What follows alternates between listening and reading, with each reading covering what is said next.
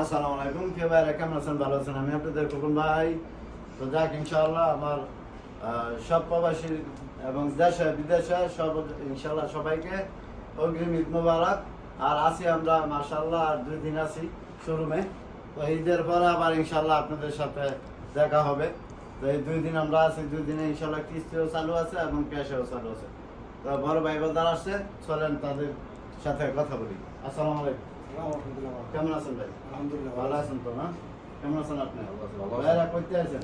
আমরা সেই মদিনা থেকে। মদিনা থেকে না? যাক, আলহামদুলিল্লাহ ভাইয়েরা মদিনা থেকে আসছে। আমরা আমি রিয়াদের। রিয়াদের। তো যাক ইনশাআল্লাহ দেশের বাড়ি কোথায় ভাইয়া?